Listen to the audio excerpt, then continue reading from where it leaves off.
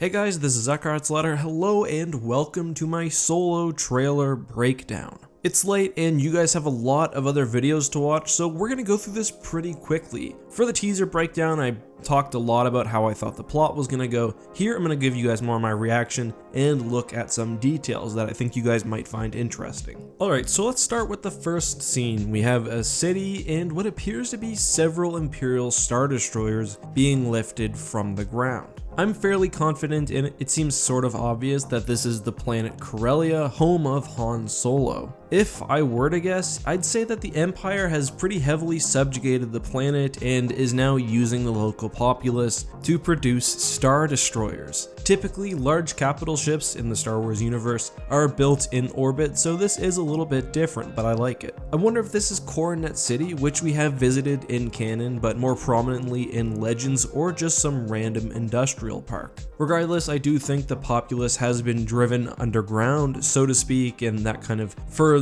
my whole the Empire is subjugating this planet theory.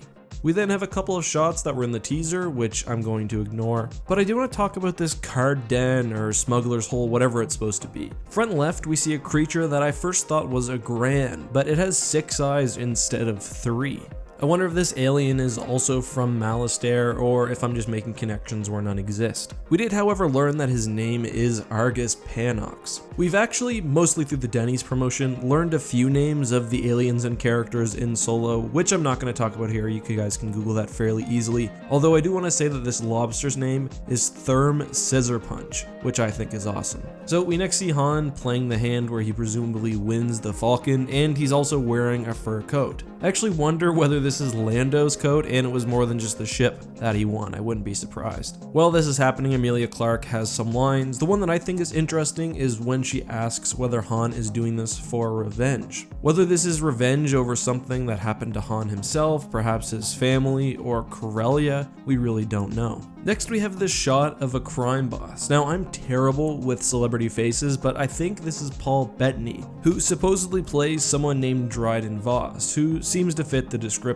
The next thing I want to talk about is a really quick shot where we have what looks like some sort of freighter and a few smaller vessels. I really have no idea what's going on here, and the shot really just flashes through for just a second. But what is clear is that those smaller ships, which look sort of like speeders, are helping to carry this piece of cargo.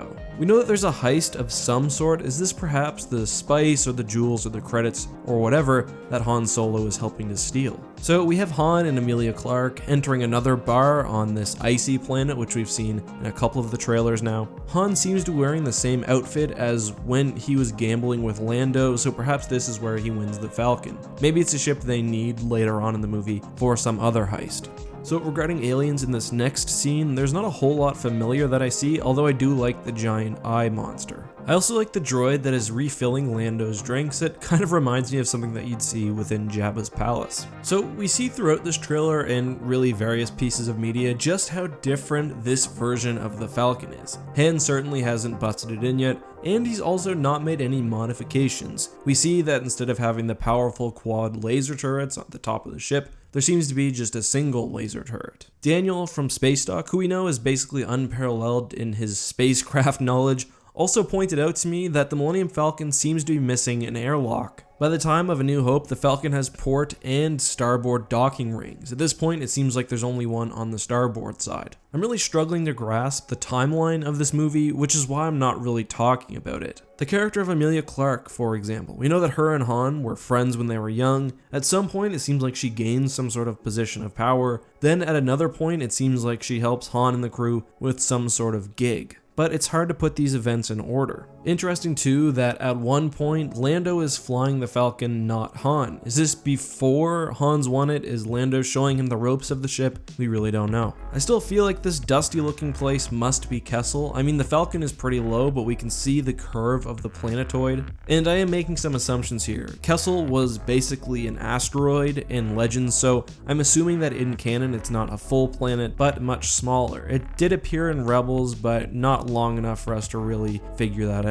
Next up is a shot of a walker. It certainly looks like an ATST, but it could easily be a prototype variant or just a different two-legged walker. This movie is in a place where we can still see the last vestiges of Republic technology in Imperial weapons. So this two-legged walker could still have some aspects of the AT-RT, which was a predecessor to the AT-ST. My favorite scene of the trailer is Chewie with another Wookiee. I'm going to assume that this is his wife Mala, who is canon, but I just find it crazy how much emotion two fursuits are able to show on screen. I wonder if this is where Chewie first leaves to serve his life debt with Han. We again come to the scene during what I believe to be the Kessel Run, or at least some sort of journey through the Maw. We see the front of an Imperial 1 class Star Destroyer and this new TIE Fighter variant. We also more closely see the Falcon's single laser cannon, and I think we can imagine just how much less effective this is than the quad cannon. Probably only,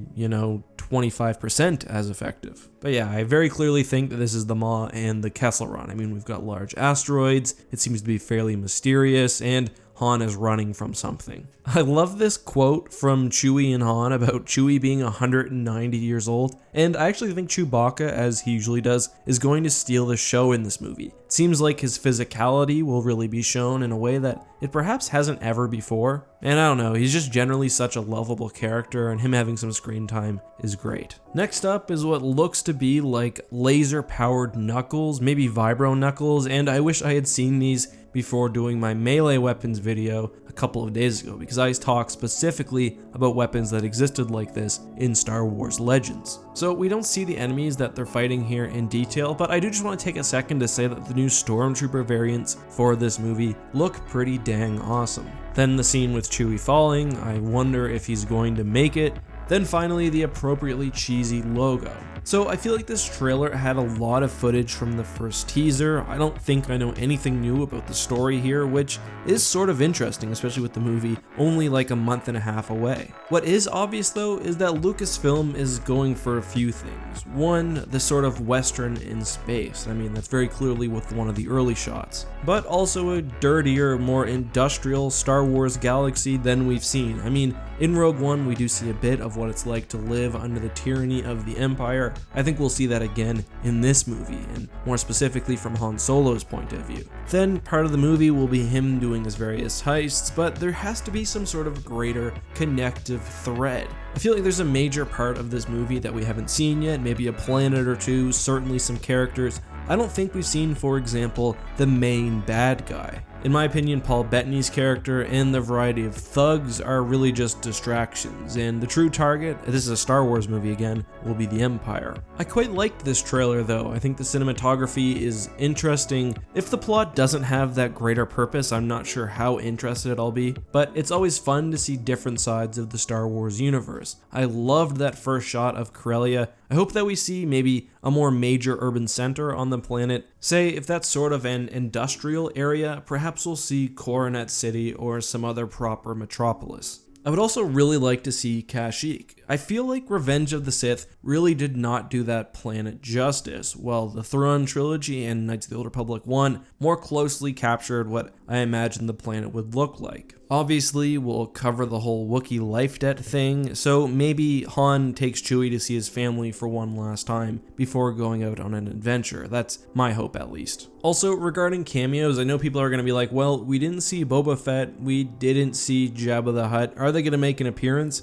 I think it's fairly likely. The trailers didn't reveal Tarkin and Leia for Rogue One, and the former actually played a fairly substantial role, and of course The Last Jedi didn't reveal Yoda. All in all, I would be fairly surprised if the two characters, or at least Boba Fett, didn't make an appearance. So I've got a couple of other wishes. First of all, I hope we see more familiar aliens. In the first teaser, we see a Twi'lek for a couple of seconds, but nothing else. Han likely spends a lot of time in the underworld. We should just see some people that we recognize. Well, species at least. I don't care about the actual characters themselves. We just need this for more consistent world building. I would also like to see more Imperial ship variants. Another Star Destroyer type would be awesome. maybe a Victory class or some smaller cruisers. It would be really cool if we saw something like a Venator or some old Republic ships which weren't quite phased out yet. All in all, I feel pretty positive about this movie. I was never one of those people that was super concerned with casting or anything like that.